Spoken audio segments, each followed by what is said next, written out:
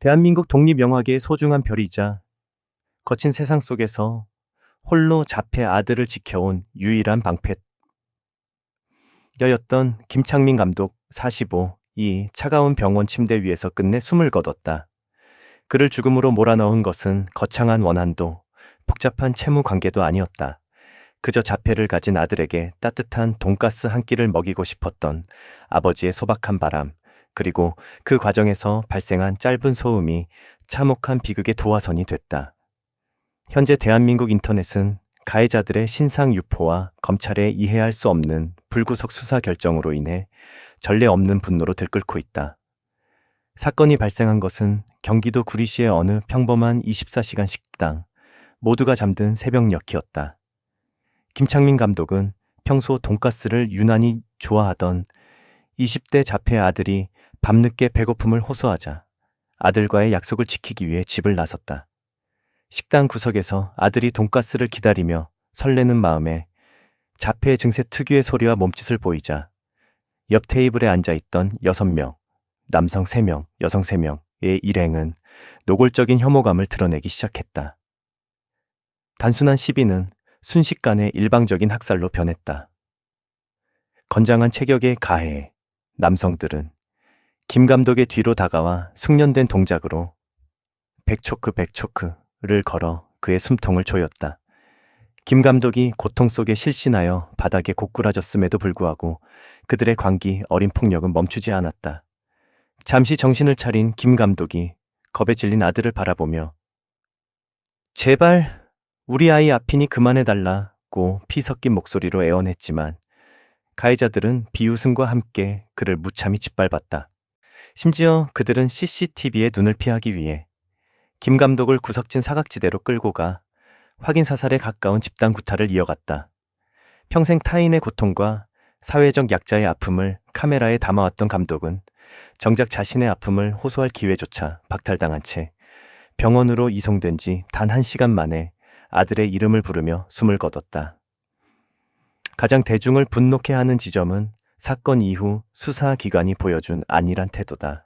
경찰은 범행의 잔혹성을 고려해 구속영장을 신청했으나 검찰은 이를 단칼에 기각했다.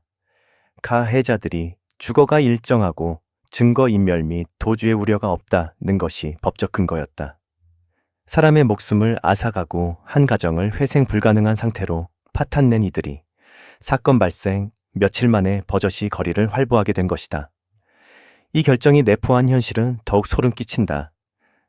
가해자들이 현재 거주하며 일상을 누리는 곳은 유가족의 집에서 불과 10km 남짓 떨어진 곳이다. 아버지가 세상의 전부였던 자폐 아들과 남겨진 가족들은 언제 어디서 그 살인자들과 마주칠지 모른다는 극심한 공포와 트라우마 속에서 숨죽여 살고 있다. 사람을 죽였는데 어떻게 바로 풀려나 옆 동네에서 밥을 먹고 잠을 잘 수 있느냐는 유가족의 피 맺힌 절규는 법치주의라는 이름의 거대한 장벽에 부딪혀 공허한 메아리가 되고 있다. 이는 명백한 사법 시스템의 직무유기이자 피해자에 대한 가혹한 2차 가해다. 공권력이 정의를 구현하지 못하고 범죄자를 보호하는 듯한 인상을 주자 분노한 시민들이 직접 사적 제재에 나섰다. 각종 온라인 커뮤니티와 유튜브 채널을 중심으로 가해자로 특정되는 인물들의 얼굴 사진, 실명, 거주지, 심지어 과거 행적까지 포함된 신상 정보가 무차별적으로 확산되고 있다. 특히 이들이 몸에 위협적인 문신을 새기고 조직폭력배 혹은 지역 기반의 불량배 세력과 연루되었다는 구체적인 증언들이 잇따르며 사태는 걷잡을 수 없이 커졌다. 영상 속 가해자들의 능숙한 제약 기술과 죄책감 없는 폭행 방식은 일반인의 그것과는 거리가 멀었다. 대중은 이런 괴물들이 우리 이웃으로 살아가게 둘 수 없다며 직접적인 사회적 격리를 시도하고 있다. 경찰은 뒤늦게 명예훼손이나 개인정보보호법 위반을 거론하며 신상 유포 자제를 당부했으나 여론은 국가가 지키지 못한 정의를 국민이 직접 실천하는 것뿐이라며 더욱 거세게 반발하고 있다. 이는 공적 시스템에 대한 국민적 불신이 임계점에 도달했음을 시대으로 보여주는 비극적인 단면이다. 비명횡사한 김창민 감독은 단순한 범죄 피해자로만 기억되기엔 너무나 고귀한 삶을 살았다. 그는 대한민국 경찰 인권 영화제에서 누구의 딸이라는 작품으로 감독상을 거머쥐며 그 실력과 진정성을 동시에 인정받았던 예술가였다. 그의 카메라는 화려한 스포트라이트가 비치지 않는 곳, 즉 억울한 이들과 소외된 이들의 눈물을 닦아주는 도구였다. 그는 홀로 장애를 가진 아들을 키우는 극한의 고통 속에서도 자신보다 더 무거운 짐을 진 장애인 가족들을 위해 헌신했다. 그의 지인들은 그를 세상에서 가장 따뜻한 심장을 가진 아버지라고 회상한다. 그는 영화를 통해 세상의 부조리를 고발하고 사회적 약자들을 포근하게 보듬었으나 정작 자신은 가장 부조리하고 비인간적인 폭력 앞에 무력하게 무너지고 말았다. 그의 지인인 한 목사는 그는 항상 타인을 위해 방패가 되어주었는데 정작 그가 필요할 때 세상은 왜 방패가 되어주지 않았느냐며 오열했다. 이 비극적인 사건의 이면에는 우리 사회의 뿌리 깊은 장애 혐오가 자리 잡고 있다. 사건 발생 후 일부 익명 게시판에는 고인을 향한 인면수심의 2차 가해가 등장했다. 자폐아가 소란을 피우면 공공장소에 데려오지 말았어야 했다. 남에게 피해를 주는 게 정당화될 순 없다는 식의 논리다. 하지만 이러한 주장은 본질을 호도하는 위험한 발상이다. 자폐, 아동이 돈가스를 먹으며 기쁨의 소리를 내는 것은 생리적인 반응이자 삶의 표현이지 죄가 아니다.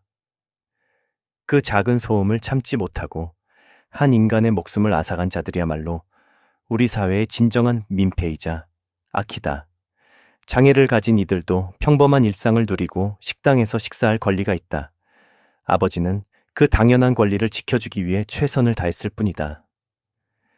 이러한 비난 여론은 우리 사회가 타인의 다름에 대해 얼마나 편협하고 잔인한지를 여실히 증명한다. 김창민 감독이 숨가쁘게 달려온 생의 마지막 순간, 그의 시야의 마지막으로 담긴 것은 무엇이었을까? 아마도 식당 구석에서 멍하니 아버지를 기다리던 이제는 세상에 홀로 남겨질 아들의 가여운 모습이었을 것이다. 아버지는 끊어지는 숨을 부여잡으며 아들을 걱정하느라 차마 눈을 감지 못했을 것이다. 이제 이 사건은 단순히 한 개인의 죽음을 넘어 우리 사회의 수준을 시험하는 잣대가 되었다. 수사 당국은 이제라도 가해자들에 대해 엄중하고 예외 없는 법의 심판을 내려야 한다. 또한 유일한 보호자를 잃은 아들이 이 냉혹한 사회에서 고립되지 않도록 국가적 차원의 보호망이 즉각 가동되어야 한다. 김창민 감독의 죽음이 헛되지 않으려면 우리는 이 사건을 통해 인간에 대한 예의와 사회적 정의가 무엇인지 뼈아프게 되새겨야 할 것이다. 진실은 반드시 밝혀져야 하며 가해자들은 그들이 저지른 죄악의 무게만큼 무거운 죗값을 치러야 한다. 그것만이 억울하게 떠난 고인의 넋을 기리고 홀로 남겨진 아이에게 우리 사회가 줄 수 있는 마지막 위로이자 약속일 것이다.